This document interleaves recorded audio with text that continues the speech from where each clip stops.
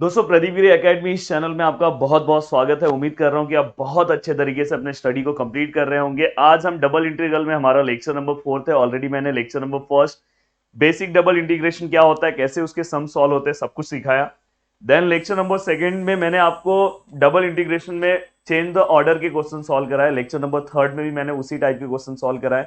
बस पहले वाले लेक्चर्स में सिंगल स्ट्रिप के क्वेश्चन थे, बाद में मैंने डबल स्ट्रिप के क्वेश्चन लिए। और आज हमारा सिलेबस का जो नेक्स्ट टॉपिक है वो है change the integral from cartesian to polar.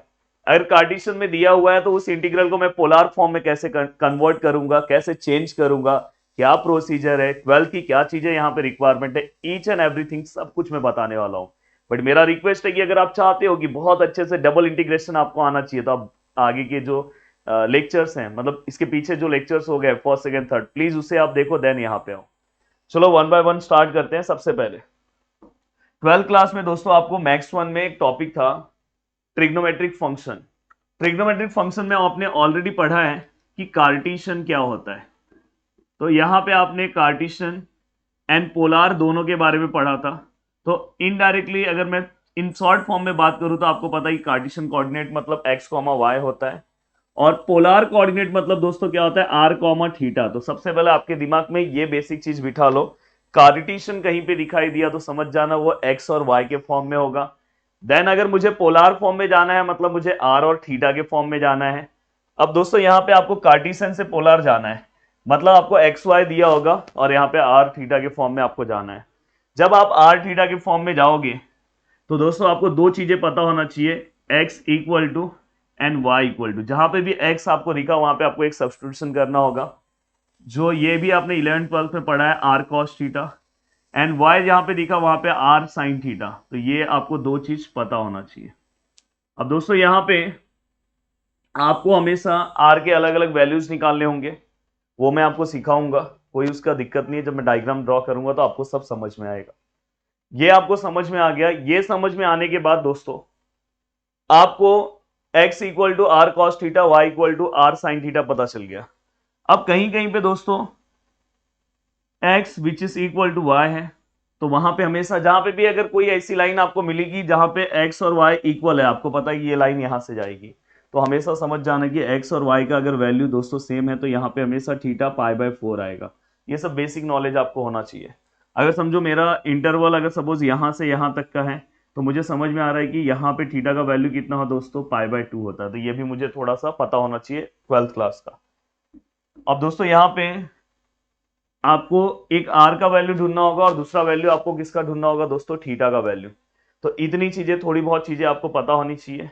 Then question में कैसे सॉल्व करूंगा वो भी मैं बताऊंगा। और एक और चीज आपको बेसिक पता होना चाहिए, जहां पे भी दोस्तों dx बाय dy दिखाई दे रहा है या dy बाय dx दिखाई दे रहा है, वहां पे भी आपको चेंजेस करना है। वहां पे आप डायरेक्टली लिखो r dr by D theta, sorry dr into D theta. वहां पे आप ये चेंजेस लेकर आना है आपको। देखो अभी तक मैंने आपको थोड़ी बहुत चीजें बताई, एक्स के प्लेस पे वो, वाई के प्लेस पे वो, जहां पे dx और dy दिया तो आपको वहां पे r dr और डी थीटा वहां पे आपको लेना है। सर क्या आप क्वेश्चन सॉल्व करा सकते हो? मैंने बहुत सारे क्वेश्चंस लाए हैं, वन बाय वन हम सॉल्व करेंगे। इसमें से मैंने यूनिवर्सिटीज के क्वेश्चंस भी लाए हैं आगे। पहले मैं इस टाइप के क्वेश्चन सॉल्व कर ले रहा हूँ। देखो सबसे पहले मेरे को यहाँ पे जो इंटरवल दिया है वो मैं लिख रहा हूँ, 0 to 1 दिया उन्होंने। देन यहाँ पे उन्होंने 0 to 1 माइनस वाई स्क्वायर दिया है दोस्तों। देन यहाँ पे X square plus Y square, और साथ में दोस्तों उन्होंने dx और dy दिया है। एक बार हमेशा क्वेश्चन को चेक कर लेना कि मैंने लिखते टाइम सब चीजें सही लिखी, कहीं पे मैंने प्लस के बदले माइनस तो नहीं लिख दिया। 0 to 1, 0 to under root of 1 minus Y square X plus Y square dx into dy। सबसे पहला मुझे पता है ये dx और dy को मुझे क्या करना है, एक एक चीजों को मैं लिखते जा रहा हूँ। मुझे पता है कि dx और dy को रिप्लेस करके मुझे क्या करना है, r dr और d थीटा लिखना है। ये चीजें मुझे पता है। देन दोस्तों इसके बाद यहां पे मुझे चेंजेस लेकर आना है। अब यहां पे चेंजेस आपको क्या लेकर आना है, यहां पे आपको जो पहला चेंजेस है, यहां पे आपका जो पहला वाला वैल्यू आपको थीटा का लेना है और दूसरा वाला वैल्यू आपको किसका लेना है दोस्तों, आर का। तो यहाँ पे आपको थीटा का वैल्यू चाहिए और यहाँ पे आर का वैल्यू चाहिए, और समथिंग ये वाला भी एक्स वाई के टर्म में नहीं चाहिए, ये भी आर के टर्म में चाहिए। तो इतनी चीजें करने के पहले अपने को एक डायग्राम ड्रॉ करना होगा। कोशिश करते हैं पहले डायग्राम ड्रॉ कर लेते हैं, देन देखते हैं कि अपने को सॉल्व करने आता है कि नहीं आता है। अब दोस्तों यहाँ पे डायग्राम इसी के हेल्प से ड्रॉ करेंगे। अगर आपको पता है ये y है तो यहाँ पे दोस्तों क्या हो जाएगा, ये x और यहाँ पे भी x, और ये किसका है, y का है, और ये भी किसका है दोस्तों, y का। अब अगर आपने मेरे पहले लेक्चर्स देखे होंगे, अगर आप ये लेक्चर्स पे आ रहे हो तो शायद आपको बहुत सारी चीजें पता होगी, तो आप डायरेक्ट सॉल्व कर सकते हो। बट अगर आपको ये टॉपिक नहीं आता है तो आप प्लीज मेरे आगे के लेक्चर्स देखो, वहां पे मैंने डायग्राम ड्रॉ करना, ये सब करना बहुत ईजी तरीके से बताया है। देन दोस्तों यहाँ पे y इक्वल टू 0, देन यहाँ पे मैं लिख रहा हूँ y इक्वल टू 1, देन यहाँ पे देखो मैं लिख रहा हूँ दोस्तों x इक्वल टू 0, और दोस्तों यहाँ पे मैं लिख रहा हूँ x equal to under root of 1 minus Y square. और फाइनली अगर मैं इसे सॉल्व करूँ तो ये रूट यहाँ पे आएगा तो स्क्वायर हो जाएगा, फाइनली ये X square equal to 1 minus Y square हो जाएगा। जिसको नहीं समझ में आ रहा होगा ये याद रखना, taking square on both side, तो ये स्क्वायर रूट गायब हो गया, यहाँ स्क्वायर आ गया। अब दोस्तों अगर मैं इसे और अच्छे से लिखूँ तो ये देखो ये एक्स स्क्वायर है, ये प्लस वाई स्क्वायर यहाँ पे आएगा और इक्वल टू क्या हो जाएगा 1। तो ये भी चीजें आपको समझ में आ गई।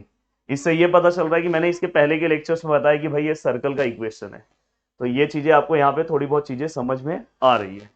अब देखो यहाँ पे मैं जब डायग्राम ड्रॉ करूंगा, फॉर एग्जाम्पल अब मुझे समझ में आ गया कि यहाँ पे एक सर्कल है, तो यहाँ पे अगर मैं एक सर्कल ले रहा हूँ, हाँ अब देखो मैंने सर्कल ले लिया, और सर्कल जो है मेरा वो ओरिजिन से पास हो रहा है, क्योंकि मुझे ये समझ में आ रहा है कि X square plus Y square equal to 1 वाला सर्कल है, मतलब उसका सेंटर ओरिजिन है, ये आपको पता होना चाहिए। मतलब इसका जो सेंटर है दोस्तों वो क्या है, 0,0। ये सर्कल, अगर वही सर्कल अगर x माइनस 1 ऐसा कुछ होता तो सर्कल का सेंटर ओरिजिन नहीं होता। तो हमने 11th क्लास में एक टॉपिक पढ़ा है सर्कल, तो उससे मुझे समझ में आ रहा है। अभी नहीं समझ में आ रहा तो याद रखना, ये अगर ऐसा इक्वेशन आया तो समझ जाना ये स्टैंडर्ड सर्कल है। अब ये सर्कल का ये वाला जो पार्ट होता है दोस्तों, उसको भी आप स्क्वायर फॉर्म में करो, और 1 का स्क्वायर 1 ही होता है। अगर सपोज यहाँ पे अगर 25 लिखा होता तो मैं 5 का स्क्वायर लिखता, अगर सपोज यहाँ पे 36 लिखा होता तो मैं 6 का स्क्वायर लिखता, अगर सपोज यहाँ पे 7 लिखा होता तो मैं 7 को रूट में लिख के स्क्वायर लिखता। तो वो उसके रेडियस होते हैं, तो यहाँ पे इसका रेडियस भी आपको पता चल गया क्या है दोस्तों, 1,0, एक्स एक्सिस है तो y 0 होगा, और यहाँ पे 0,1। और मोस्टली हम फर्स्ट क्वाड्रेंट में ही चीजों को ड्रॉ कर रहे हैं अभी तक, तो इसलिए मैं वहीं पे बस दे रहा हूँ, आगे का बाद में देखते हैं। और अभी तक जितने भी फिगर्स हैं हम मोस्टली फर्स्ट क्वाड्रेंट में ही जा रहे हैं। अब यहाँ पे ऑलमोस्ट मैंने ये डायग्राम प्लॉट कर दिया। अब मेन डायग्राम प्लॉट करने के बाद आपको रिमेनिंग डायग्राम प्लॉट करना, x equal to 0, the equation of y axis, x equal to 0, ये भी प्लॉट हो गया। देन इसके बाद equation of x axis y equal to 0, ये भी दोस्तों मैंने प्लॉट कर दिया। अब ये भी प्लॉट करने के बाद फाइनली दोस्तों y इक्वल टू 1। अब y इक्वल टू 1, y वाली कोई भी लाइन, अगर आपने मेरा पहला लेक्चर देखा होगा तो x एक्सिस को पैरेलल है, तो दोस्तों ये x एक्सिस है, इसको पैरेलल है। और आपको पता है कि यहाँ पे y का वैल्यू कहाँ पे, यहाँ पे 1 है, तो यहाँ पे से जाएगा। अगर नहीं पता है तो आपको पहले वो वैल्यूज निकालना होगा, पर अभी आपको परफेक्ट पता है कि यहाँ पे y का वैल्यू 1 है, तो यहाँ पे से ये वाली लाइन यहाँ पे से दोस्तों क्या होगी, पास होगी। तो यहाँ पे से ये वाली लाइन क्या हो रही है दोस्तों, पास हो रही है। और यहाँ पे क्या लिखा है, y इक्वल टू 1।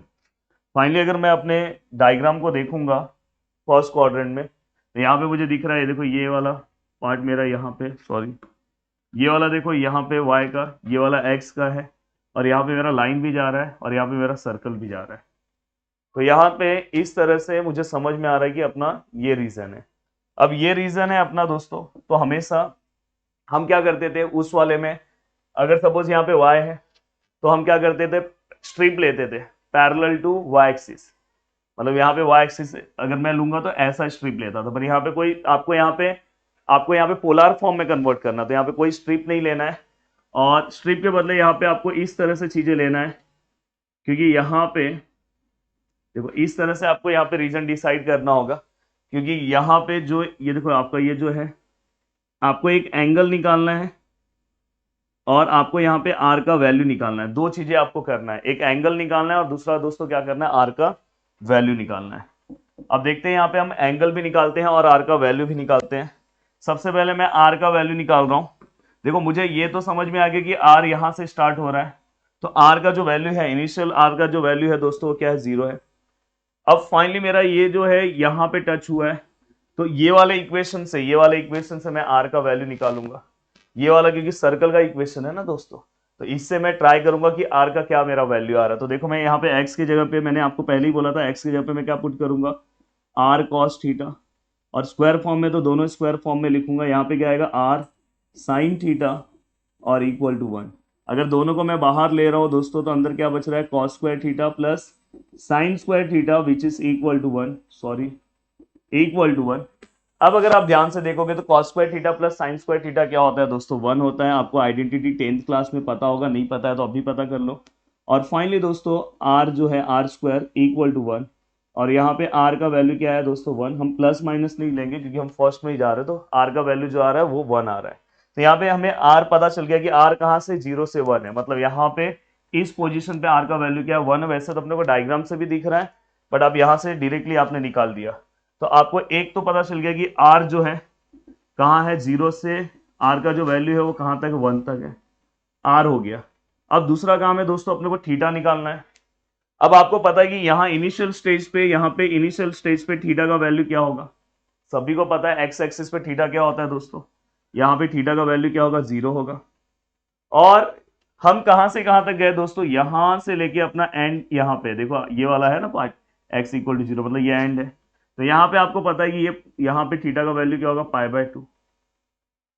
आपको सीधा सीधा यहाँ पे पता है, तो यहाँ पे आप लिख सकते हो कि थीटा यहाँ 0 से लेके कहां तक जा रहा है दोस्तों, π/2 तक जा रहा है। अब यहाँ पे अगर आप सिस्टमैटिक चीजों को लिखोगे तो हमने यहाँ पे सब ये देखो ये सब चीजें कर ली। यहाँ पे देखो इसके प्लेस पे मुझे क्या करना है, रिप्लेस करना है, ये इसे भी मुझे किसके टर्म में कन्वर्ट करना है, आर के टर्म में करना है। और वैसे अगर इसे आर के टर्म में अगर आपको कन्वर्ट करना है तो आप इजीली सबसे पहले इसे आप सॉल्व कर लो। वैसे तो मैंने यहाँ पे किया है, पर आप पहले सॉल्व कर लो, देन उसको आर के टर्म में कन्वर्ट करो। तो मैं यहाँ पे कर रहा हूँ, वहां जगह नहीं है। देखो मैं इसे ये दोनों टर्म को पहले आर के टर्म में मैं कन्वर्ट करने की कोशिश करूंगा। तो यहाँ पे देखो मैं X square plus Y square है, एक्स का वैल्यू आपको पता है क्या है दोस्तों, आर कॉस थीटा, और इसका वैल्यू क्या है दोस्तों, आर साइन थीटा। तो दोस्तों यहाँ पे क्या हो जाएगा, R square cos square theta, और यहाँ पे क्या हो जाएगा, R square sine square theta. अगर मेरे लेक्चर्स को बहुत अच्छे से देखोगे तो सब चीजें आपके दिमाग में बैठेगी। मैं जानबूझ के मैं डायरेक्ट चाहता हूँ तो यहाँ पे आपको ये देखो मैंने सॉल्व करा है, डायरेक्ट मैं बोल देता कि वहां पे इक्वल टू आर स्क्वायर होगा, पर मैं चाह रहा हूँ कि आपको पूरा बेसिक समझ में आए। देन यहाँ पे दोस्तों आर स्क्वायर अगर मैं कॉमन ले रहा हूँ तो अंदर क्या बच रहा है, कॉस स्क्वायर थीटा, और यहाँ पे क्या बच रहा है दोस्तों, साइन स्क्वायर थीटा। और आपको पता है ये आर स्क्वायर है और इसका वैल्यू 1 आएगा, तो फाइनली यहाँ पे क्या आर स्क्वायर है। तो X square plus Y square which is equal to अपने को क्या मिल गया, आर स्क्वायर। तो हमेशा यहाँ पे जो भी वैल्यूज दिया है वहां पे एक्स के प्लेस पे कोई भी वैल्यूज दिया है, एक्स के प्लेस पे आपको आर कॉस थीटा लिखना है, वाई के प्लेस पे आर साइन थीटा।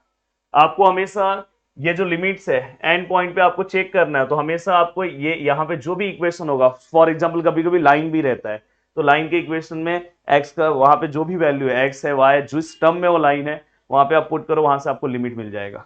और थीटा का वैल्यू भी आपको डायरेक्टली समझ में आएगी, ये पूरा का पूरा थीटा है, तो वहां से आपने फाइंड आउट कर लिया। तो फाइनली अगर मैं इस क्वेश्चन को सॉल्व करने की कोशिश करूं तो देखो यहाँ पे मैं लिमिट फॉर्म में अब क्वेश्चन को लिख रहा हूं। यहाँ पे सबसे पहला मैं थीटा का वैल्यू लिखूंगा, देन आर का वैल्यू लिखूंगा, ये दिमाग में रखना। थीटा का वैल्यू क्या है दोस्तों, हमारा 0 से है π/2। देन आर का वैल्यू है दोस्तों 0 से 1 है। और यहाँ पे देखो X square plus Y square equal to क्या है दोस्तों, आर स्क्वायर। तो यहाँ पे ये भी आर के टर्म में चले गया दोस्तों। और दोस्तों ये वाला जो पार्ट है पूरा का पूरा, उसके प्लेस पे अपने को ये लिखना है, मैंने स्टार्टिंग में ही आपको लिख दिया, क्या लिखना है दोस्तों, आर डी आर और डी थीटा। अब फाइनली अगर मैं ऊपर जाता हूं दोस्तों, अब मैं इस चीजों को अच्छे से सिस्टमैटिक तरीके से सॉल्व करता हूं। अब ये मेरा है बेसिक इंटीग्रेशन, जो मैं लेक्चर नंबर फर्स्ट में मैंने आपको पढ़ा है, तो इसे तो आप इजीली सॉल्व कर सकते हो, इस पे तो आपको कोई प्रॉब्लम नहीं होना चाहिए। तो देखो यहाँ पे ये 0 है, यहाँ पे ये क्या है दोस्तों, π/2 है। अब देखो मैं इसका अगर इंटीग्रेशन लेता हूँ, देखो ये आर स्क्वायर और आर, फाइनली ये आर क्यूब होगा। आर क्यूब का अगर मैं इंटीग्रेशन ले रहा हूँ, देखो ये देखो ये डी आर है, तो मैं आर वाले को सॉल्व कर सकता हूँ, और ये वाला भी टर्म आर का है, तो मतलब यहाँ पे मैं आर का इंटीग्रेशन ले सकता हूँ। और दोनों को मल्टीप्लाई किया, नेक्स्ट स्टेप में नहीं लिखा हूँ, यहाँ पे डायरेक्ट समझा रहा हूँ कि आर स्क्वायर और आर को मल्टीप्लाई करोगे तो आर क्यूब होगा। आर क्यूब का इंटीग्रेशन क्या होगा दोस्तों, एक्स रेज टू एन, मैंने फर्स्ट लेक्चर में ही आपको दिया है।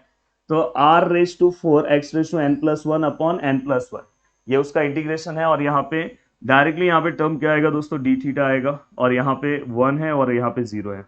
अब फाइनली दोस्तों इसके अंदर जहां पे भी आर है वहां पे दोस्तों हम वैल्यू पुटअप करेंगे 1, और एक बार क्या पुट करेंगे 0।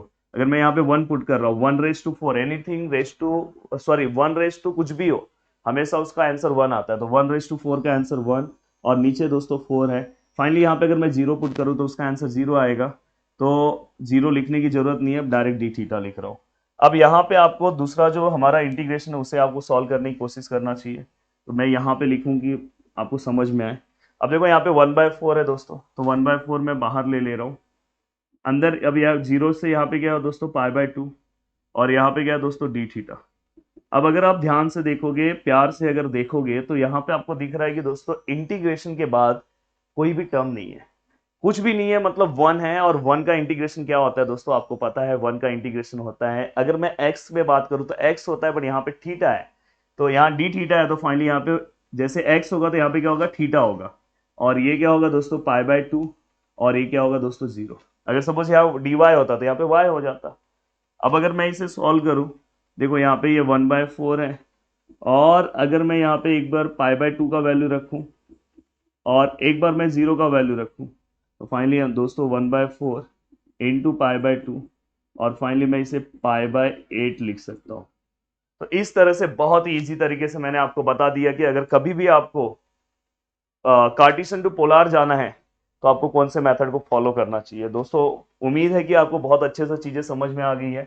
अब चलते हैं नेक्स्ट क्वेश्चन की ओर, और ये क्वेश्चन भी एक सिंपल सा क्वेश्चन है, इसे भी सॉल्व करने की कोशिश करेंगे। यहाँ पे भी सेम क्वेश्चन, ऊपर का हेडिंग सेम है, जो पीछे हेडिंग था वही सेम हेडिंग यहाँ पे भी है। देखो पीछे जो हेडिंग था वो सेम टू सेम है, change the polar cartesian coordinate and evaluate. इसे हमें क्या करना है, change to polar, polar form में कन्वर्ट करना है। तो सबसे पहले हम क्या करते हैं, सबसे पहले आप उन डायग्राम लिखेंगे। देखो ये y है, मतलब ये x के वैल्यूज हैं, और ये दोस्तों किसके वैल्यूज हैं, y के। तो यहाँ पे y equal to 0, y equal to a, x equal to y, और दोस्तों x equal to a। Finally इतनी चीजें मैंने लिख दी। अब ये लिखने के बाद मैं आता हूँ डायग्राम पे। अब यहाँ पे मैं डायग्राम ड्रॉ करने की कोशिश करूंगा।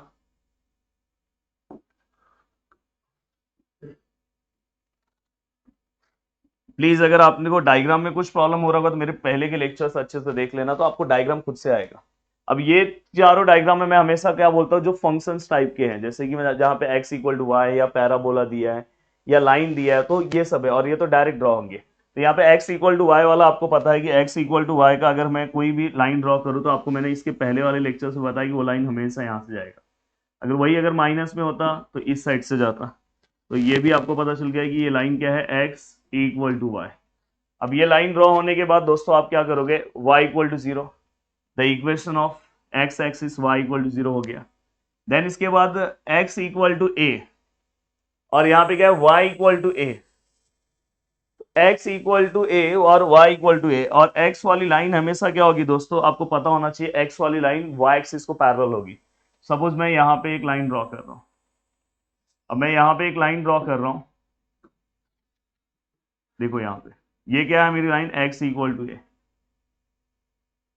अब ये x इक्वल टू a है, तो दूसरी लाइन मेरी क्या है, y इक्वल टू a। अब दोस्तों ये पूरा का पूरा a है, a है, a है, और यहाँ पे आपको समझ में आ रहा है कि एक्स वाई क्या है, इक्वल है, मतलब यहाँ ही से सेम मेरी दूसरी लाइन जाएगी, क्योंकि x और y का वैल्यू सेम है। मतलब अगर x यहाँ पे a है तो y भी क्या होगा, a, तो मतलब दूसरी वाली लाइन भी यहाँ से, देखो y का वैल्यू भी a है, तो दूसरी लाइन सेम यहाँ से जाएगी। नहीं तो फिर आपको यहाँ पे इंटरसेक्शन निकाल के चेक करना पड़ता है, और अगर आप इंटरसेक्शन निकालोगे तो यहाँ पे देखो x इक्वल टू a है, तो y का वैल्यू भी a आ रहा है। तो इससे ये पता चल रहा है कि दूसरी वाली लाइन, कभी भी कहीं पे अगर इंटरसेक्शन हो रहा है तो दूसरी लाइन को आपको चेक करना होगा, दूसरी लाइन नीचे से जाएगी कि ऊपर से जाएगी कि उसके इंटरसेक्शन से, और most of the time intersection से ही जाती है। ये चीज याद रखना, आप सम सॉल्व कर लोगे तो आपका आइडिया आ जाएगा। अब देखो ये इंटरसेक्शन से जा रही है, अब यहां से,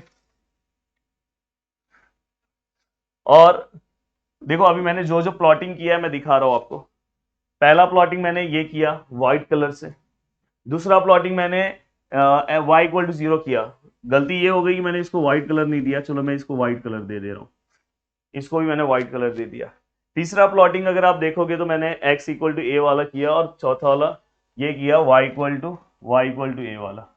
अब मुझे देखो क्लोज रीजन डायरेक्ट मिल गया है, आपको समझने की भी जरूरत नहीं है। अगर आप ध्यान से देखोगे, देखो पहला मैंने ये किया, देन इसके बाद ये वाला किया, देन ये किया, और ये किया, तो आपको क्लोज रीजन दिख रहा है कि भाई क्लोज रीजन कहाँ पे। आपको यहाँ पे डायरेक्ट यहाँ पे समझ में आ रहा है कि यही रीजन हमें लेना है, कंफ्यूज होने की भी जरूरत नहीं है। तो यहाँ पे अब भाई ये क्या है, पोलर फॉर्म है, तो पोलर फॉर्म में अपन ऐसे लेंगे, इस तरह से रीजन को डिसाइड करते हैं। अब इस तरह से हमने रीजन लिया, तो हमें आर के वैल्यूज जो हैं, अब देखो यहाँ पे मैंने एक जानबूझ के उस तरह से कर्व फॉर्म वाला लिया और एक लाइन फॉर्म का लिया, तो इससे आपको दोनों टाइप के क्वेश्चन सॉल्व करने आने लगेंगे। अब यहाँ पे हमें आर का वैल्यूज चाहिए, आर का इनिशियल वैल्यूज तो 0 है, आपको पता है, ओरिजिन है।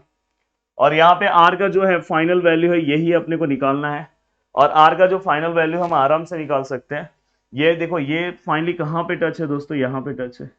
और यहाँ पे x का वैल्यू क्या है दोस्तों, x इक्वल टू ए। जैसे वहां पे सर्कल को टच था तो हमने वो सर्कल का इक्वेशन लेके आर का वैल्यू निकाला, तो यहाँ पे ये देखो टच किसको, इस वाले लाइन को, तो इसका वैल्यू लेके मैं आर का वैल्यू निकालूंगा। तो देखो x equal to A, X का वैल्यू क्या होता है आपको पता है, आर कॉस थीटा, यहाँ a, then r equal to क्या आएगा, a बाय कॉस थीटा। बहुत सिंपल मैंने कर दिया। इसके पहले वाला भी क्वेश्चन दोस्तों इसी तरह से मैंने सॉल्व कराया था। देखो यहाँ पे आपको आर का वैल्यू चाहिए था, हमें फाइनली ये देखो, ये एंड पे यहाँ पे टच था, तो हमने सर्कल का इक्वेशन लिखा, उसका उसका ये वाले पॉइंट का इक्वेशन क्या था, सर्कल का, तो हमने उस इक्वेशन को लिखा और फाइनली देखो मैंने आर का वैल्यू निकाला। तो वैसे ही मैं नेक्स्ट क्वेश्चन में, मैंने बोला मैथ्स हमेशा एक ही मेथड से सॉल्व किया करो, अगर हर एक क्वेश्चन में अलग अलग मेथड्स लगाओगे तो कंफ्यूज हो जाओगे। देखिए यहाँ पे आर का वैल्यूज अपने को मिल गया, आर कहाँ से कहाँ है। अब देखो थीटा का जो वैल्यू है, अगर आप देखोगे अपना रीजन जो है वो ये रीजन है, तो यहाँ पे आपको समझ में आ रहा है कि यहाँ पे एक्स और वाई का वैल्यू सेम है, तो मैंने हमेशा ही आपको बोला था कि थीटा का वैल्यू क्या होगा, यहाँ पे पाई बाय 4। तो हमारा जो है एंगल यहाँ से यहाँ तक ही जाएगा, पूरा एंड तक मत लेके जाना। तो यहाँ पे इस स्टेज पे थीटा का वैल्यू 0 है और इस स्टेज पे आपको पता है थीटा का वैल्यू कितना है दोस्तों, पाई बाय 4। अगर आपको निकालना है तो आप निकाल भी सकते हो। यहाँ पे देखो दोस्तों, ये पूरे वाले पार्ट पे आंसर कितना है, ए है, यहाँ पे भी क्या है, ए है, आपको पता है। देखो यहाँ पे एक्स वाई क्या है, सेम है, तो यहाँ पे दोनों जगह पे, यहाँ पे भी ए वैल्यू, यहाँ पे भी ए, उससे भी आप निकाल सकते हो कि अगर दोनों जगह सेम है तो theta equal to tan inverse Y by X करके भी आप निकाल सकते हो, तो भी आपको आंसर पाई बाय 4 ही मिलेगा। अगर आपको ऐसे नहीं निकालना है तो आपके पास एक और ऑप्शन है कि अगर आपको कहीं पे भी थीटा निकालना है, सपोज ये लाइन गई है, इसका हेल्प लेके भी आप थीटा निकाल सकते हो। अब देखो यहाँ पे थीटा मैं निकाल रहा हूँ एक्स, अब थीटा का इनिशियल स्टेज मुझे पता है 0 है, अब थीटा का जो दूसरा स्टेज है वही अपने को निकालना, वैसे तो अपने को पता है, पर देखो कैसे निकालते हैं वो भी मैं बता रहा हूँ। एक्स इक्वल टू वाई, इसके पहले वाले डायग्राम में मुझे पता था कि अपना पूरा का पूरा जो रीजन था एंड तक था, तो पाई बाय 2 है, पर अभी रीजन हमारा बस ये वाला है, देखो ये रीजन है, ये रीजन है, तो बस यहीं तक है, तो यहाँ तक आपको पता होना चाहिए। और कभी भी अगर ये दोनों वैल्यूज सेम है तो पाई बाय 4 लिखा करो। फिर भी देखो मैं बता रहा हूँ, आर कॉस थीटा, यहाँ पे आर साइन थीटा आपने लिखा, देन फाइनली दोस्तों देखो ये आर आर कैंसल हो गया, अब यहाँ पे साइन थीटा है, ये कॉस थीटा यहाँ नीचे आएगा, अब यहाँ पे कुछ नहीं है तो 1 है, कुछ नहीं है तो 0 मत बोल देना, 1 है, तो फाइनली यहाँ पे 1 इक्वल टू क्या हो गया दोस्तों, tan थीटा। और अगर मैं आगे करूँ तो ये tan यहाँ पे आएगा, तो दोस्तों क्या आएगा, tan इनवर्स 1, और यहाँ पे थीटा, तो फाइनली थीटा। और tan के टेबल में 1 किसका वैल्यू है दोस्तों, पाई बाय 4 का। आप जाके चेक कर लेना 10 के टेबल में, या तो आप कैलसी पे रखोगे तो भी समझ जाओगे। तो फाइनली हमें थीटा का वैल्यू भी मिल गया। अब थीटा का वैल्यू मिलने के बाद दोस्तों ये वाले पार्ट को अपने को चेंज करना, तो ये तो अपन डायरेक्ट कर सकते हैं, एक्स इक्वल टू अपन डायरेक्ट लिख देंगे X equal to R cos theta, और वो भी चेंज कर सकते हैं, तो इसे सॉल्व करने की जरूरत नहीं है। अब देखो डायरेक्ट वैल्यू लिख रहा हूँ। अब डायरेक्ट वैल्यू लिखते टाइम दोस्तों क्या करना है, देखो पहला वैल्यू थीटा का आएगा, थीटा का वैल्यू 0 से pi by 4, 0 to pi by 4। और अगर मैं दूसरे वैल्यूज की बात करूं तो मेरा जो सेकंड वैल्यू है दोस्तों वो क्या आएगा, सेकंड वैल्यू है मेरा आर का आएगा, तो आर का वैल्यू 0 है और ए बाय कॉस थीटा है, तो यहाँ पे 0 है, और यहाँ पे क्या है दोस्तों, ए बाय कॉस थीटा। प्लीज इस कॉस थीटा से कोई डरेगा नहीं, ए बाय कॉस थीटा से। और फाइनली यहाँ पे एक्स इक्वल टू अपने को पता है, एक्स इक्वल टू क्या है, एक्स इक्वल टू क्या है, आर कॉस थीटा।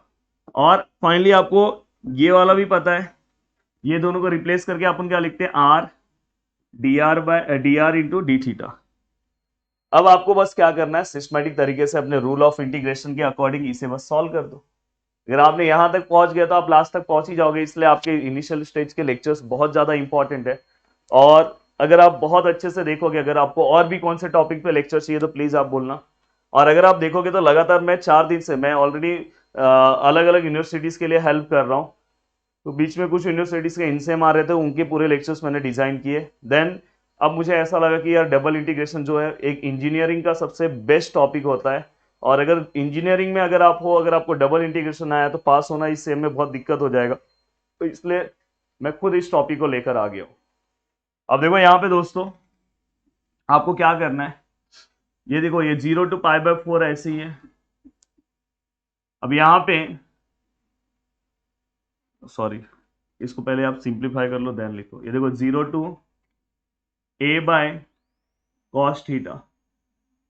अब अगर मैं इसे सॉल्व करूं तो मेरा r इंटू आर क्या होगा दोस्तों, r² cos θ, और ये dr और dθ। तो फाइनली मैंने इसे ऐसे ही लिखा। ये देखो ये 0 to π/4 है। अब मैं यहाँ पे इंटीग्रेशन सॉल्व कर रहा हूँ, यहाँ पे बस dθ आएगा क्योंकि dr का मैं सॉल्व करूंगा। अब आप मुझे बताओ कि ये दोनों में से सॉल्व कौन सा होगा। dr है, मैं dr वाला ले रहा हूँ तो बस dr का सॉल्व होगा, और cos θ जो है कांस्टेंट हो जाएगा, तो cos θ मैं वैसे ही रख रहा हूँ। और अगर मैं r² का अगर मैं वैल्यू पुटअप करूँ तो r² का वैल्यू क्या आएगा दोस्तों, इंटीग्रेशन r³ x⁻n+1/n+1। देन यहाँ पे दोस्तों वैल्यू क्या आएगा, a cos θ, और यहाँ पे दोस्तों क्या आएगा 0।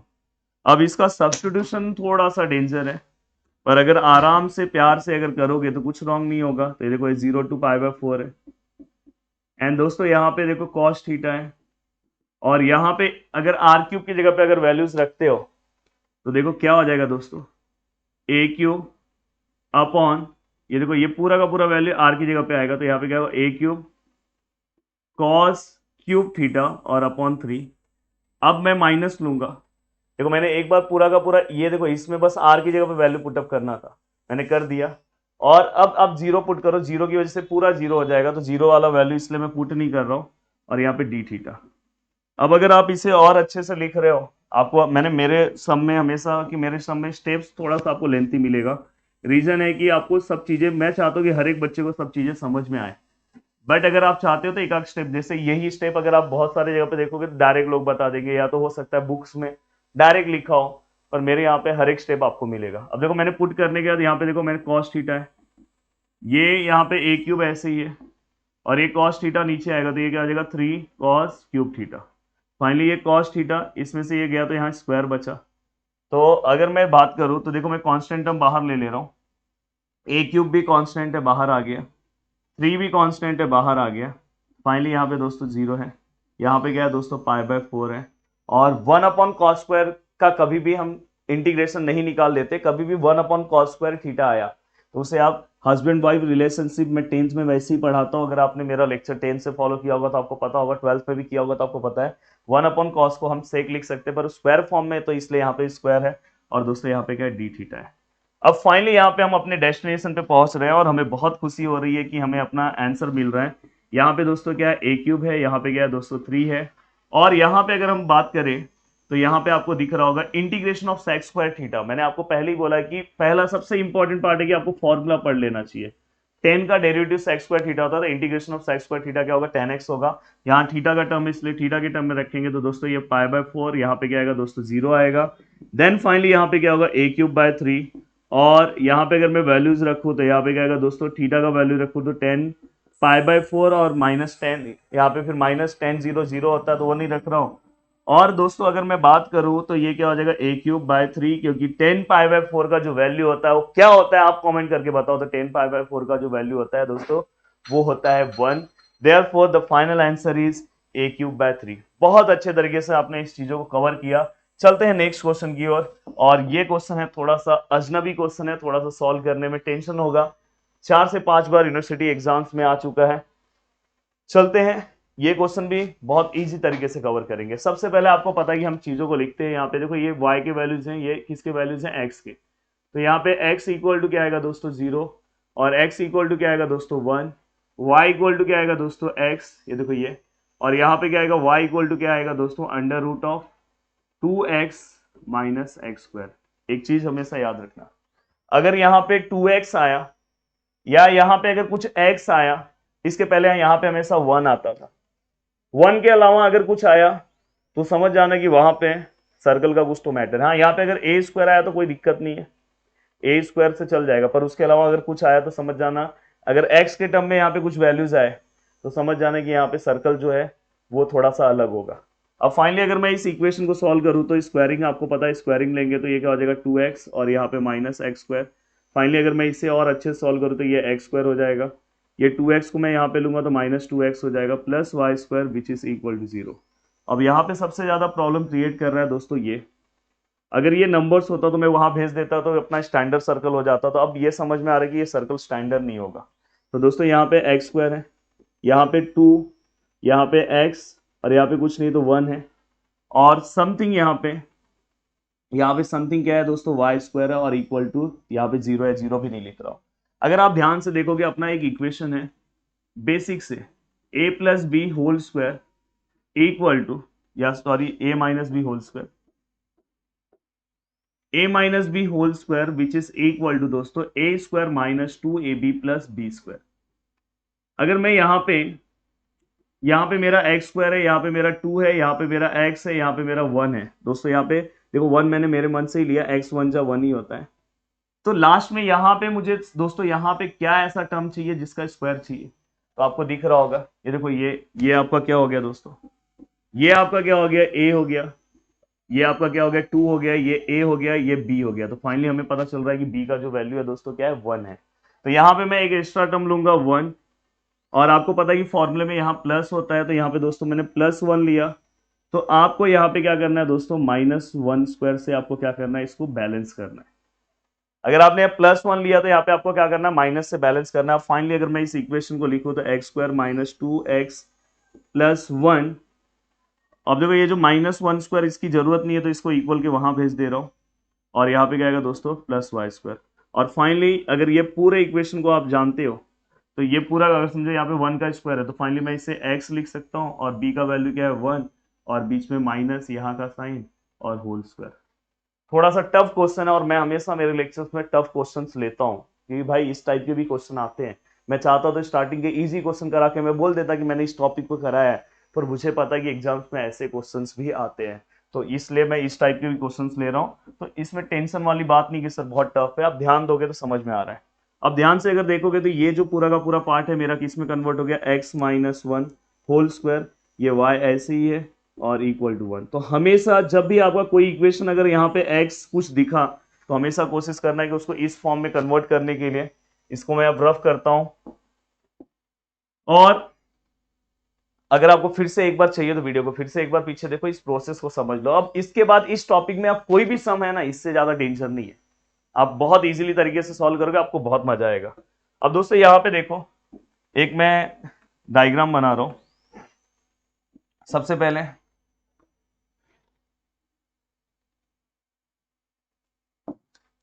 अब जो भी मैं यहाँ पे सर्कल ड्रॉ करूंगा ना, इसके पहले मैं क्या करता था भाई, सर्कल ऐसे आता था।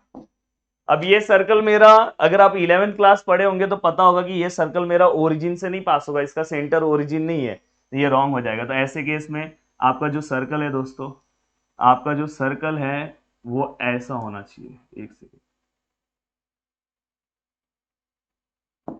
इस तरह से आपका सर्कल होना चाहिए। और यहाँ पे जो आपका सेंटर का जो वैल्यू है, सर्कल के जो सेंटर का जो वैल्यू है, अगर ध्यान से अगर आप देखोगे तो देखो यहाँ पे, यहां से वैल्यू निकालने का पहला वैल्यू ये है 1, और यहाँ पे y के साथ कुछ नहीं है मतलब 0 है। तो इससे ये पता चल रहा है कि हमारा y कोऑर्डिनेट 0 है, x का कोऑर्डिनेट अपने को पता है। तो जो मेरा जो सर्कल का जो सेंटर है, सर्कल का जो दोस्तों मेरा सेंटर है, जो सेंटर है सर्कल का, अगर मेरा y कोऑर्डिनेट 0 है मतलब x एक्सिस पे आएगा। तो इसलिए देखो मैंने सर्कल का सेंटर ना x एक्सिस पे बनाया है। वही अगर समझो यहाँ पे ऐसा आ जाता, y के वैल्यूज रहते तो ये सर्कल ऊपर आ जाता। तो इसलिए बहुत बेसिक से चीजें बता रहा हूं, ये भी आपने अगर जेई के एग्जाम से ये सब दिए होंगे तो उसमें भी आपने इस टाइप के क्वेश्चंस पढ़े होंगे। अब देखो यहाँ पे आपको इसका सेंटर पता चल गया 1,0 है हमारे इस सर्कल का। अब आपको यहाँ पे सर्कल का सेंटर पता चल गया, अब आपको और क्या चाहिए। अब देखो यहाँ पे दूसरा है हमारा graph y equal to X. अब y इक्वल टू एक्स वाली लाइन तो आपको पता है दोस्तों कहां से जाती है, y इक्वल टू एक्स वाली लाइन आपको हमेशा पता है कि यहां से पास होती है, और ये लाइन भी आपने ड्रॉ कर दिया, और इस लाइन का इक्वेशन है y इक्वल टू एक्स। अब ये होने के बाद दोस्तों, ये जैसे ही आपने कंप्लीट किया, इसके बाद क्या होगा। अब यहां पे हमारे सर्कल का इक्वेशन हमें पता है, हमारे सर्कल का इक्वेशन क्या है दोस्तों, ये हमारे सर्कल का इक्वेशन है X square -2x plus Y square equal to 0। अगर मैं यहाँ पे x के बदले अगर मैं y रख दूं तो देखो यहाँ पे क्या आएगा, जैसे ये देखो एक्स स्क्वायर है -2x है और प्लस यहाँ पे मैंने क्या कर दिया, यहाँ पे भी x रख दिया और इक्वल टू 0। तो फाइनली ये दोस्तों क्या हो जाएगा, 2x² -2x equal to 0। Then यहाँ पे 2x बाहर आएगा तो अंदर x बचा और यहाँ पे कुछ नहीं तो 1 इक्वल टू 0। देन यहाँ पे 2x इक्वल टू 0 और यहाँ पे x -1 इक्वल टू 0। तो x इक्वल टू क्या आएगा दोस्तों 1 और यहाँ पे x इक्वल टू क्या आएगा 0। तो फाइनली यहाँ पे ये देखो ये वाला पॉइंट का मैं इंटरसेक्शन निकाल रहा हूँ, तो ये वाला पॉइंट मेरा क्या आ रहा है, x का वैल्यू कितना आ रहा है 1 आ रहा है और सेम अगर मैं y पे रखूंगा तो y का भी वैल्यू 1 आएगा। तो ये देखो ये मेरा सेंटर और ये सीधा होना चाहिए था, तो मतलब ये मेरा डायग्राम थोड़ा सा क्या हो गया दोस्तों, रॉन्ग हो गया है। देखो कभी भी इंटरसेक्शन पॉइंट निकाल लेना, तो x का इंटरसेक्शन कितना आया दोस्तों 1 आया, 1 हमें समझ में आया, 1 ये आया तो मतलब y का वैल्यू भी सेम होगा। तो अगर सपोज मैं यहाँ पे 1 1 रखता हूँ, ये 1 1 यहाँ पे रखता हूँ तो ये देखो ये मिसमैच हो जाएगा ना, सेंटर यहाँ पे भी 1 है, तो ये थोड़ा सा मैच होना चाहिए। तो देखो इसके लिए मैं अब क्या कर रहा हूँ, ये वाला लाइन को थोड़ा सिस्टमेटिक तरीके से ड्रॉ करूंगा। देखो ये क्वेश्चन आएगा तो अच्छे मार्क्स के लिए आएगा। अब देखो आपको पता होना चाहिए कि ये जो इसका सीधे वाला वैल्यू यहाँ पे, तो यहाँ से ये लाइन जाएगी। देखो अब इस लाइन का ही डायग्राम मैं ड्रॉ करते टाइम ऐसे ड्रॉ कर रहा हूँ। अब इसे मैं अगर ऐसे ड्रॉ कर रहा हूँ, देखो यहाँ पे, अब मुझे यहाँ पे समझ में आ गया, मैंने इसे ड्रॉ किया। अब मैं यहाँ पे से देखो मुझे समझ में आ गया कि यहाँ पे जो वैल्यूज है मेरा, सॉरी यहाँ पे जो मेरा वैल्यूज है वो कितना है दोस्तों 1,1। अब देखो ये दोनों 1 मैच भी हो रहा है।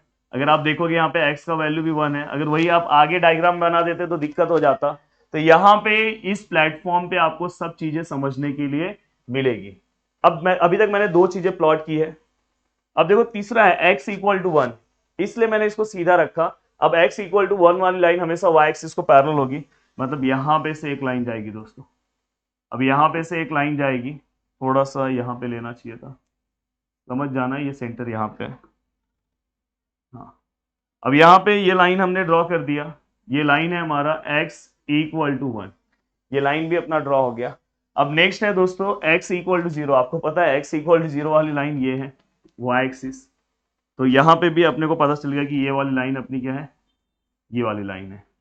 अगर आप ध्यान से अगर पूरे डायग्राम्स को आप देखोगे तो आपको अपना रीजन खुद से समझ में आएगा। देखो मैं नीचे फिर से डायग्राम बना रहा हूँ। डायग्राम में सबसे पहले देखो आप ये वाली एक लाइन में ड्रॉ कर रहा हूँ, ये वाली अपनी एक लाइन थी। बाद में आपको पता है x इक्वल टू 1 वाली अपनी एक लाइन है, ये अपनी एक लाइन है और फाइनली सर्कल अपना है। तो सर्कल में यहाँ पे से ऐसे ऐसे ऐसे सर्कल में ड्रॉ कर दे रहा हूँ। अगर आप ध्यान से रीजन को अगर देखोगे, अगर समझो ध्यान से अगर आप रीजन को देखोगे बहुत अच्छे से, अगर आप रीजन को सर्कल को ऐसे देखोगे तो अपने को समझ में आ रहा है कि ये जो रीजन है दोस्तों ये अपना रीजन है, क्लोज रीजन यही मुझे दिखाई दे रहा है। और ऐसा रीजन हमें लेना है कि जिसके ऊपर सब कुछ कवर हो जाए। तो अगर आप ये रीजन लेते हो, ये रीजन लेते हो, क्लोज नहीं है भाई, नीचे से क्लोज नहीं है। अगर नीचे यहाँ पे अगर बोला होता ना y इक्वल टू 0 इसमें होता तो हम ले सकते थे। तो इसलिए फाइनली अपना जो रीजन है दोस्तों ये है। तो मतलब जो अपना स्ट्रिप है वो ऐसा कुछ जाएगा, यहाँ पे ये स्ट्रिप है, यहाँ पे मैंने स्ट्रिप बना दिया। तो मतलब जो अपना जो रीजन है दोस्तों, रीजन को मैं थोड़ा नेमिंग दे दे रहा हूँ, यहाँ पे ओ दे दे रहा हूँ, यहाँ पे ए दे दे रहा हूँ और यहाँ पे हाँ, तो ओ ए और बीच में आप कंसिडर कर सकते हो कुछ भी। तो अपना रीजन ये ऊपर वाला रीजन है, ये अपना रीजन है, यहाँ पे ए है और यहाँ पे दोस्तों क्या ओ है 1,1। और रफ में डायग्राम बना के हमेशा रीजन समझा करो कि रीजन कौन सा है। ये रीजन क्यों नहीं आया, क्योंकि नीचे से खुला हुआ है और सर्कल इसमें कवर नहीं हो रहा था। और हमेशा अगर लाइन और सर्कल ऐसा आया तो मोस्ट ऑफ द टाइम यही रीजन रहता है ऊपर वाला, ये भी आप समझ सकते हो। अब यहाँ पे सबसे बड़ा टेंशन ये है कि आर का वैल्यू क्या होगा। ये भी एक बहुत बड़ा क्वेश्चन है कि आर का वैल्यू क्या होगा दोस्तों।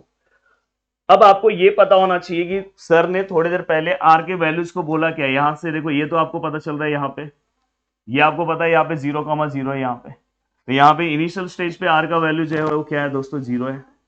बट आर का जो वैल्यू है ये देखो, ये फाइनली टच सर्कल को एंड पे हो रहा है। तो सर्कल का इक्वेशन क्या है यहाँ पे, तो आपको पता है सर्कल का इक्वेशन आप स्टार्टिंग में ही आपने लिखा है। देखो ये इक्वेशन आप ले सकते हैं। इसी इक्वेशन को मैं सिस्टमैटिक वे में रख रहा हूँ, y² equal to 2x minus x²। और इसे अच्छे से लिखूंगा तो Y square plus X square which is equal to X. अब यहां से मैं आर का वैल्यू निकालूंगा, इसलिए मैं हमेशा बोल रहा हूं कि आप आर का वैल्यू सीख जाओ कैसे निकालते हैं, कहां पे वो एंड पे टच हो रहा है उसी से। जैसे इसके पहले वाले इक्वेशन में भाई जो एंड पे टच होने का काम था वो कहां पे हुआ था, अगर आप ध्यान से अच्छे से देखोगे तो देखो ये भाई ये टच हुआ था, तो ये देखो ये वाले को मैंने लेके आर का वैल्यू निकाला। तो वैसे अभी जहां टच हो रहा है उसको लेके आर का वैल्यू निकालूंगा। तो फाइनली यहाँ पे y का वैल्यू कितना आएगा दोस्तों, y का वैल्यू आपको पता है, वाई स्क्वायर का वैल्यू क्या आएगा, R square sine square theta दोस्तों, मैंने थोड़ी देर पहले ही बोला। और x का वैल्यू क्या लोगे, R square cos square theta, और यहाँ पे 2 और यहाँ पे x का जो वैल्यू है आपको पता है, x का वैल्यू क्या है, आर कॉस थीटा, ये मैंने फिर से रख दिया। अब यहाँ पे देखो अगर आप ध्यान से देखोगे तो ये क्या होगा, आर स्क्वायर और साइन स्क्वायर यहाँ अंदर बचेगा, sign square theta plus cos square theta, और यहाँ पे क्या आएगा दोस्तों 2r कॉस थीटा। अब फाइनली अगर आप ध्यान से अच्छे से देखोगे तो यहाँ पे क्या आएगा दोस्तों, आर स्क्वायर और sine square theta plus cos square theta which is equal to 1, और यहाँ पे क्या आएगा 2r कॉस थीटा। तो फाइनली अगर हम ध्यान देंगे तो एक आर यहाँ से कैंसिल हो गया, तो यहाँ पे आर वन जा आर, और यहाँ पे क्या है दोस्तों 2 कॉस थीटा। तो फाइनली आर का वैल्यू अपने को मिल गया, आर का वैल्यू कितना मिला, 2 कॉस थीटा। तो यहाँ पे हमें आर पता चल गया, आर हमारा 0 से लेके कहां तक है दोस्तों, 2 कॉस थीटा। और हमें नेक्स्ट वैल्यू किसका चाहिए दोस्तों, थीटा का चाहिए। अब थीटा का नेक्स्ट वैल्यू चाहिए तो सबसे पहले आपको पता होगा कि अगर ये आया, तो अभी थोड़ी देर पहले ही मैंने बोला कि इस लाइन पे मतलब यहाँ पे जो वैल्यूज होगा, इस लाइन पे थीटा का वैल्यू कितना होगा, मतलब इस बार थीटा कहां से स्टार्ट होगा, क्योंकि अपना जो रीजन है दोस्तों यहां से लेके ये पूरा रीजन है, मतलब यहां से लेके पूरा ये यहां तक रीजन जा रहा है, पूरा यहां तक रीजन जा रहा है। ये देखो यहाँ पे फिर से अच्छे से सीधा बताओ, देखो ये पूरा का पूरा हमारा रीजन जा रहा है।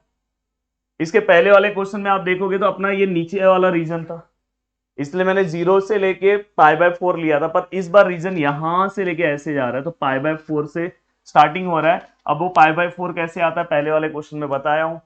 और एंड रीजन कहां पे हो रहा है दोस्तों, ये देखो ये मेरा ग्राफ एंड कहां पे हो रहा है, π/2 पे। तो आपको पता है कि थीटा का जो दूसरा वैल्यू होगा क्या होगा, π/2। फाइनली अगर मैं इस क्वेश्चन को अच्छे तरीके से लिखूं, और दोस्तों ये भी आपको पता है X square plus Y square equal to क्या होता है, देखो इसको भी आप सॉल्व करके निकाल सकते हो। ये देखो मैंने यहाँ पे लिखा है X square plus Y square equal to क्या होता है, आर स्क्वायर। तो मैं वहां पे आर स्क्वायर डायरेक्ट लिखने वाला हूँ, किसी को कोई ऑब्जेक्शन नहीं होना चाहिए। अब देखो यहाँ पे मैं वैल्यूज चेंज कर रहा हूँ। सबसे पहले मैं जो वैल्यू लिखूंगा दोस्तों वो लिखने वाला हूँ, यहाँ लिखता हूँ, वो मैं लिखने वाला हूँ थीटा का वैल्यू। तो थीटा मुझे पता है कि π/4 से लेके अब π/2 हो रहा है। और जो मैं दूसरा वैल्यू लिखने वाला हूँ दोस्तों, क्या लिखने वाला हूँ, आर का। आर का जो वैल्यू है दोस्तों 0 से स्टार्ट हो रहा है और कहां पे जा रहा है दोस्तों, 2 कॉस थीटा। कहां पे जा रहा है, 2 कॉस थीटा। और फाइनली दोस्तों अगर उसके अलावा और क्या बचा है यहाँ पे, देखो R X square plus Y square, X square plus Y square को हम डायरेक्ट लिख सकते हैं दोस्तों आर स्क्वायर, और डी वाई डी एक्स को मैं क्या लिखता हूं दोस्तों, आर डी थीटा। अब मुझे ऐसा लगता है कि आपको ये आगे का पार्ट सॉल्व करने आना चाहिए, बट लेक्चर देख लेता हूँ कितना टाइम हो गया लेक्चर्स को, 42 मिनट्स हो गया। कोशिश कर रहा हूँ कि इसे मैं ही सॉल्व कर दूं। देखो यहाँ पे सबसे पहले ये π/4 और ये π/2 ऐसे ही होगा। देखो यहाँ पे मैं डायरेक्ट कर रहा हूँ, यहाँ पे आर क्यूब है, आर क्यूब का अगर इंटीग्रेशन आप देखो, आर क्यूब का इंटीग्रेशन क्या होगा, r⁴/4। आर क्यूब का क्या होगा, n+1, और बाद में यहाँ पे क्या आएगा दोस्तों 2 cos थीटा, और यहाँ पे क्या आएगा दोस्तों 0, सॉरी यहाँ पे क्या आएगा 0, और यहाँ पे क्या आएगा दोस्तों d थीटा, क्योंकि dr तो हो गया सॉल्व। अब बस आप इसी के वैल्यूज को अच्छे से पुट करो। यहाँ पे देखो π/2 है और यहाँ पे क्या है π/4 है। अब अगर मैं इसके वैल्यूज को अच्छे से पुट कर रहा हूँ तो यहाँ पे देखो अगर आप यहाँ पे वैल्यूज पुट करोगे तो यहाँ पे 2⁴ कितना होगा दोस्तों, 16 होगा।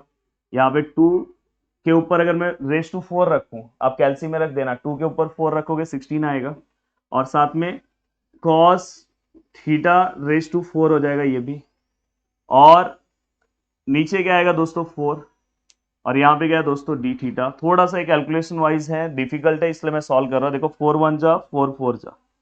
अब अगर मैं इसे आगे सॉल्व करूं तो यहाँ पे देखो π/4, मैंने यहाँ π/2 लिख दिया, π/4 से लेके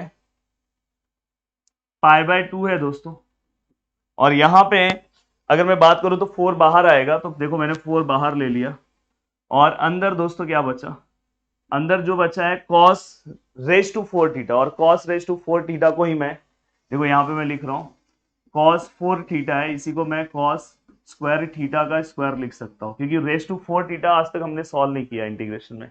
तो हमेशा कभी भी इंटीग्रेशन इस टाइप में, तो आपको इस टाइप में कन्वर्ट करना है। तो देखो अभी भी मैं उसे इस तरह से कन्वर्ट कर रहा हूँ, और यहाँ पे दोस्तों क्या लिख रहा हूँ, डी थीटा। एक भी टर्म देख लो कि मेरा कुछ टर्म स्किप तो नहीं हुआ है, कुछ टर्म छूट तो नहीं गया है। अब दोस्तों यहाँ पे ये 4 हो जाएगा। हाँ, यहाँ पे मैं आपको कुछ बेसिक चीजें बता रहा हूँ।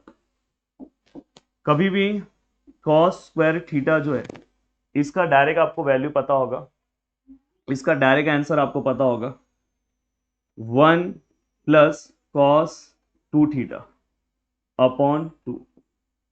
ये इसका डायरेक्ट फॉर्मूला है। अगर ये फॉर्मूला नहीं याद होगा तो आपने 12th क्लास में ये फॉर्मूला पढ़ा होगा दोस्तों, 1 plus cos 2 theta which is equal to 2 cos square theta. मतलब यहाँ पे 2 थीटा, तो यहाँ पे क्या हो गया दोस्तों, थीटा हो गया, हाफ हो गया। और फाइनली अब हमें उल्टा आना है, ये देखो ये नीचे हो जाएगा। और मैंने हमारे ये जो तुम्हारा फर्स्ट लेसन था ना, first order and first degree वाला, उसमें ये फॉर्मूला लिख के दिया है, कहीं पे भी अगर कॉस थीटा है तो आपको ये रखना है इंटीग्रेशन में। मैंने वहां पे डायरेक्ट लिख के दिया है, और अगर जिसको नहीं पता है तो अभी याद कर लो, cos square theta equal to ये है। अब देखो यहाँ पे दोस्तों, अब जस्ट मैं यहाँ पे वैल्यू पुट कर रहा हूँ, देखो 4 है, पाई बाय 4 है, और यहाँ पे दोस्तों क्या है, पाई बाय 2 है। अब जस्ट अगर मैं यहाँ पे वैल्यू पुटअप करूँ, अभी भी मैं इंटीग्रेशन नहीं सॉल्व कर सकता, पहले मुझे करना होगा वैल्यू पुटअप। देखो मैं यहाँ पे वैल्यू पुटअप कर रहा हूँ। अब अगर मैं ये पूरा का पूरा पार्ट स्क्वायर है, और देखो ये कॉस स्क्वायर का अब मैं वैल्यू रख रहा हूँ, कॉस स्क्वायर का क्या है, 1 प्लस कॉस 2 थीटा अपॉन 2, और यहाँ पे दोस्तों क्या है, डी थीटा। और फाइनली अगर मैं इसे सॉल्व करने की कोशिश करूं, तो यहाँ पे दोस्तों आंसर क्या आएगा, ये देखो 4, ये पाई बाय 4 है। अभी भी मैं इंटीग्रेशन नहीं अप्लाई कर रहा, और जानबूझ के मैंने इस तरह के डिफिकल्ट क्वेश्चन लिए, और मैं हमेशा खतरों से ही खेलता हूँ। अभी भी इसको सॉल्व करने में लंबा टाइम जाएगा। हाँ, बहुत सारे मैं चाहूँ तो इसको जल्दी सॉल्व कर दूं, पर मेरा एम है कि हर एक बच्चे को समझ में आना चाहिए, इसलिए ये प्रदीप गिरी एकेडमी के जो लेक्चर्स है, इसको जितना शेयर कर सकते हो कर दो दोस्तों। अब देखो यहाँ पे अगर मैं इसे सिस्टमैटिक तरीके से लिखूं, तो ये 1 प्लस कॉस 2 थीटा का होल स्क्वायर, अब होल स्क्वायर दोनों को दे रहा हूं, और नीचे वाले को भी अगर होल स्क्वायर दूंगा तो 2 का स्क्वायर कितना होगा, 4 होगा। तो फाइनली अगर चाहिए तो आप यहाँ पे भी लिख सकते हो, और ये देखो ये दोनों क्या हो जाएगा, कैंसल हो जाएगा, और यहाँ पे दोस्तों क्या है, डी थीटा। अभी भी मैं वही नॉर्मल स्टेप पे चल रहा हूँ। अब दोस्तों इसके बाद मैं यहाँ पे एक स्टेप बचाने के लिए फिर से उतना झमेला लिखने से अच्छा मैं यहाँ पे आपको एक एक्सपांशन बता रहा हूँ। बहुत सारे बच्चे वो एक्सपांशन डायरेक्ट भी कर सकते हैं। ए प्लस बी होल स्क्वायर का फॉर्मूला क्या है, ए प्लस बी होल स्क्वायर। आप हंसना मत मेरे ऊपर कि सर आप ये इतने छोटे छोटे फॉर्मूले भी लिख के हमको दे रहे हो, पर बहुत सारे बच्चों को कंफ्यूजन है। अब देखो दोस्तों, ये ए मतलब 1 का स्क्वायर 1, 2 ए मतलब 1 होगा, और बी मतलब क्या है दोस्तों, कॉस 2 थीटा, और प्लस यहाँ बी का स्क्वायर मतलब कॉस 2 थीटा का स्क्वायर। तो फाइनली अगर मैं इसे डायरेक्ट लिखूं, तो दोस्तों यहाँ पे क्या होगा, 0 पाई बाय 4 2 पाई बाय 2, और यहाँ पे दोस्तों 1, देखो ये 2 इंटू 1 2 ही होगा, तो यहाँ पे क्या लिख रहा हूँ, 2 कॉस 2 थीटा प्लस यहाँ पे देखो कॉस 2 थीटा का स्क्वायर, और यहाँ पे डी थीटा। अभी भी देखो इसे सॉल्व करना कोई बड़ी बात नहीं है, ये भी मैं सॉल्व कर सकता हूँ, ये भी सॉल्व कर सकता हूँ, फिर से यहाँ पे फंसा हूँ, फिर से ये ऊपर की तरह हो गया है। तो दोस्तों अब यहाँ पे ध्यान दो, अब मैं इसे फिर से cos 2 थीटा, अभी आपने पढ़ा कि 1 plus cos 2 theta equal to क्या होता है, 2 cos स्क्वायर थीटा होता है। और अगर यही 2 को अगर मैं यहाँ से गायब करूँ, यहाँ कर दूँ, अब आपको समझ में आ रहा है दोस्तों, ये थीटा यहाँ पे आ रहा है तो क्या आ रहा है, 2 थीटा हो रहा है। तो फाइनली अगर मैं यहाँ पे बात करूँ तो यहाँ पे cos 2 थीटा है, अगर यहाँ पे cos 2 थीटा है, बहुत ध्यान से ध्यान देना, cos 2 थीटा का स्क्वायर है, देखो यहाँ पे cos 2 थीटा का होल स्क्वायर मतलब cos स्क्वायर 2 थीटा है। तो फाइनली यहाँ पे क्या हो जाएगा दोस्तों, 1 प्लस cos 4 थीटा, क्योंकि यहाँ पे देखो थीटा का डबल होता है, तो यहाँ पे 2 थीटा का डबल क्या होगा, 4 थीटा अपॉन 2। तो फाइनली अगर मैं इसे सिंप्लीफाई करके लिखूं, अब तो आपके लिए, आपको मेरे लिए एक कमेंट, एक प्यारा सा कमेंट रेडी कर देना चाहिए कि सर आप पूरा स्टेप वाइज बता रहे हो और इतने डिफिकल्ट क्वेश्चन लेके आप बता रहे हो। मैं देखो ये 1 है, ये 2 cos 2 थीटा है। देखो ये वाला पूरे पार्ट को मैंने यहाँ पे सॉल्व किया है। देखो यहाँ पे मैंने लिखा है 1 प्लस, देखो एक मिनट, एक स्टेप और बचा लेते हैं अपन। इसी को मैं, देखो इसको, इसका मतलब ये है, और इसी को अगर मैं 2 दोनों को दे दूं तो ये 1/2 और cos 4 थीटा बाय 2, और सिंपल हो गया। अब डायरेक्ट ये लिख देता हूं तो एक स्टेप और बच जाएगा, तो 1/2 और cos 4 थीटा बाय 2, और यहाँ पे गया दोस्तों डी थीटा। अब यहाँ पे इतना लंबा इंटीग्रेशन आपको लंबा मार्क्स भी देगा, कोई दिक्कत नहीं है। अब देखो ये दोनों भाई एक ही खानदान के लोग हैं, तो दोनों को प्लस कर दो। 1 प्लस 1/2 प्लीज अपने कैलसी में कर लेना, तो 3/2 उसका आंसर आएगा। देखो यहाँ पे π/4 टू π/2। अब यहाँ पे अगर यहाँ पे हम प्लस करते हैं तो 3/2, ये 2 cos 2 थीटा, यहाँ पे क्या आएगा दोस्तों cos 4 थीटा बाय 2, और यहाँ पे क्या आएगा डी थीटा। अब इंटीग्रेशन अप्लाई कर दो। इतना लंबा वक्त लगाने के बाद इंटीग्रेशन आया दोस्तों। आपको पता है कांस्टेंट का इंटीग्रेशन क्या होता है? अगर 1 है x हो जाता है, 2 है 2x हो जाता है, तो वैसे 3/2 है तो 3/2 x नहीं आएगा, यहाँ थीटा है तो यहाँ पे क्या आएगा थीटा, प्लस अगर ये 2 ऐसे ही होगा। इंटीग्रेशन ऑफ कॉस क्या होता है? साइन होता है, आपको पता है इंटीग्रेशन ऑफ कॉस साइन होता है, प्लस साइन होगा। तो यहाँ पे देखो cos 2 थीटा है, तो इसका क्या आएगा आंसर दोस्तों sin 2 थीटा। बस थीटा के साथ जो नंबर है उससे आपको इसको क्या करना है, डिवाइड कर देना है। देन प्लस, अब देखो यहाँ पे क्या है cos 4 थीटा, तो यहाँ पे क्या आएगा दोस्तों sin 4 थीटा इंटीग्रेशन, और ये 2 ऐसे ही है, पर थीटा के आगे जो नंबर है उससे आपको डिवाइड कर देना है। और फाइनली यहाँ पे π/2 आएगा, और यहाँ पे क्या आएगा π/4। अब ये चाहोगे तो आप अपने कैलसी में ये वैल्यूज रख के आप चीज़ों को सॉल्व कर सकते हो, पर अगर नहीं अच्छा लग रहा है तो मैं भी यहाँ पे और आपको हेल्प कर दे रहा हूँ। ध्यान से अच्छे से देखो। अब यहाँ पे अगर आप देखोगे तो ये देखो, ये 3/2 थीटा, यहाँ पे क्या हो गया दोस्तों sin 2 थीटा, और यहाँ पे क्या हो गया दोस्तों sin 4 थीटा अपॉन यहाँ पे क्या हो गया दोस्तों 8, और यहाँ पे π/2, और यहाँ पे π/4। अब देखो यहाँ पे 3/2 theta sin 2 theta sin 4 theta by 8।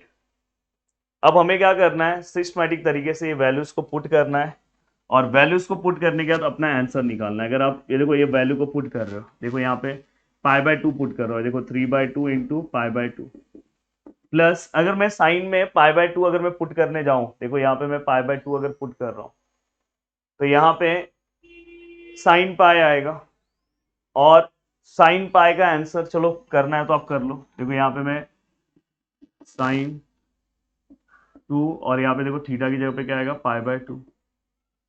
Then यहाँ पे दोस्तों साइन 4 इंटू π/2 अपॉन 8, ये मैंने पूरा का पूरा वैल्यू पुट कर दिया। अब पुट करने के बाद माइनस, अब आपको यहाँ पे माइनस लेना है। अब देखो यहाँ पे π/2 आपने पुट कर दिया, अब सब चीज सभी की जगह पे π/4 पुट करो। अब देखो यहाँ पे ये ब्रैकेट में लेके पुट करना 3/2, देखो थीटा की जगह पे क्या आएगा π/4, प्लस साइन 2, और थीटा की जगह पे क्या आएगा दोस्तों π/4, और फाइनली यहाँ पे क्या आएगा प्लस साइन 4 इंटू, तो यहाँ पे 4 इंटू π/4, और यहाँ पे क्या आएगा दोस्तों 8, और यहाँ पे ब्रैकेट क्लोज। अब देखो अगर ध्यान से अगर देखोगे, देखो मैंने एक बार जहां जहां पे थीटा है वहां पे π/2 π/2 π/2 रखा, जहां जहां पे θ/4 है वहां पे π/4 π/4 π/4 रखा। अब आपके पास है कैलसी, ये वाला टर्म पूरा का पूरा सेम आएगा, और आगे चल के क्या कैंसिल होने वाला आपको दिखेगा। देन इसके बाद ये देखो यहाँ पे ये 2 कैंसिल हो गया, साइन पाई का आप वैल्यू निकाल दो। यहाँ पे देखो ये 2, और ये यहाँ पे 2 पाई आएगा, साइन 2 पाई का वैल्यू निकाल दो, नीचे 8 है। और इस तरह से बाकी के कैलकुलेशन को भी आप अपने कैलसी में सॉल्व करो, और यहाँ पे आपको फाइनल आंसर मिलेगा। इस समय मेरे पास कैलसी नहीं है, प्लीज उस फाइनल आंसर को आपको क्या करना है, लिखना है। वीडियो को देखने के लिए दिल से थैंक यू सो मच दोस्तों। उम्मीद कर रहा हूं कि देखो मैंने यहाँ पे सब्स्टिट्यूशन भी करके दे दिया, बस इसको आपको कैलसी में अच्छे से लेना है, ब्रैकेट अच्छे से लेना है। 100% गारंटी दे रहा हूं कि आपका आंसर आ जाएगा, और बहुत अच्छा लगा होगा आपको लेक्चर में। अराउंड लेक्चर 54 मिनट्स का हो गया, पर 54 मिनट्स आपको बहुत कुछ देने वाला है। वीडियो को देखने के लिए दिल से थैंक यू सो मच दोस्तों। मिलते हैं नेक्स्ट लेक्चर में। जय हिंद दोस्तों।